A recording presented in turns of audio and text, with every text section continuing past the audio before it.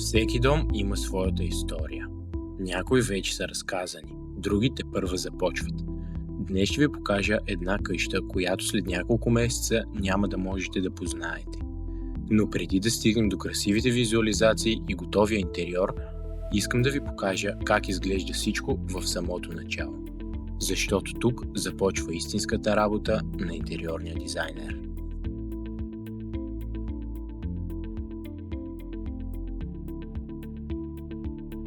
Нека да започнем с първия етаж, на който всъщност се намираме. В него разполагаме с коридор, по който току-що влезнах, всекидневна, в която се намираме.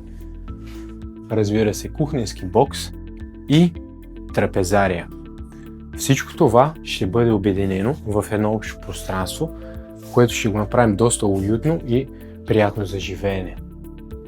Още при първото ми посещение тук срещахме два основни проблема.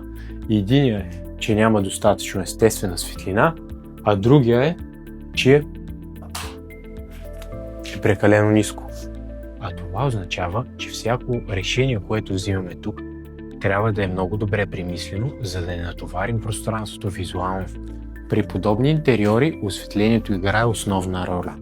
То не е просто функционален елемент, а средство, чрез което можем да създадем усещане за простор, дълбочина и уют. Тук ще заложим на няколко типа осветления. Основното осветление ще осигурява добра видимост. Декоративното ще подчертава отделните елементи в интериора, а акцентното ще създава атмосфера и усещане за комфорт. И тъй като помещенията не са особено високи и няма достатъчно количество естествена светлина, ще използваме светла цветова палитра. Както знаем, светлите тонове отразяват светлината и правят пространството по-голямо и по-просторно. Топлите цветове ще комбинираме с естествени материали, като дърво и камък, които носят усещане за спокойствие и домашен уют. А един от акцентите в дневната ще бъде камината. Както виждате, тя ще бъде разположена тук и ще предаде още повече уют и топлина в интериора. Камината винаги се превръща в естествен център на помещението. Мястото, около което се събира цялото семейство. А именно тези детайли правят интериора жив и създават емоция. Друг естествен елемент, който ще използваме тук, са огледалата. Те са един от начините и похватите да направим пространството още по-просторно. И тъй като нямаме достатъчно височина, нямаме и достатъчно светлина, това е начина, по който ще го направим тук. Освен че отразяват светлината, огледалата предават усещане за повече въздух и дълбочина, което от своя страна е особено важно при помещения с по-ниски тавани. На втория етаж са разположени спални. Нека да видим какво следва. Тук ще запазим същата концепция. Топли цветове, естествени материали и, разбира се, усещане за уют.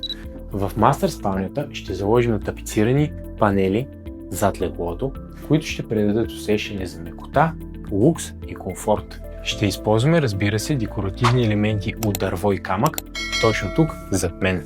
Естествените материали са възможно едни от най-красивите елементи в един интериор.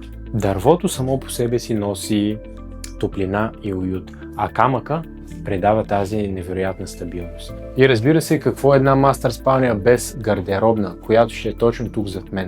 Разбира се, в зоната, в която ще е гардеробната, много важна част е осветлението. Мастер спалнята има баня и тоалетна. Собствена баня и тоалетна, много удобно, много функционално. Това е едно страхотно решение, което са взели тук нашите клиенти. Можем да разиграем много интересни неща, а за да ги видите, останете в канала, последвайте ни и се абонирайте. И сега преминаваме към детските стаи, които са една до друга. И всъщност тук имаме още едно предизвикателство, което всъщност е разпределението. Можете, предполагам, да видите и от камерата, че не са както в мастер спалнята толкова големи. Тук ще имаме за задача да разположим три основни зони. Зона за сън, зона за съхранение, която всъщност ще е зад камерата в момента, която ме снима, и зона за учене. Нашата задача е да намерим баланса между функционалността, пространството И, разбира се, красивия интериор и уюта. Разбира се, двете детски също си имат една обща баня и туалетна, която се намира в коридора. Тя е сравнително по-малка от тази, която е в мастер спалнята. Това е всичко от първи епизод на тази поредица. А ако искате да видите в следващите епизоди как преобразяваме тези помещения с 3D визуализации, защо избираме конкретни цветове, комбинации, материали и текстури, не забравяйте да се абонирате, да натиснете камбанката и да харесате канала ни.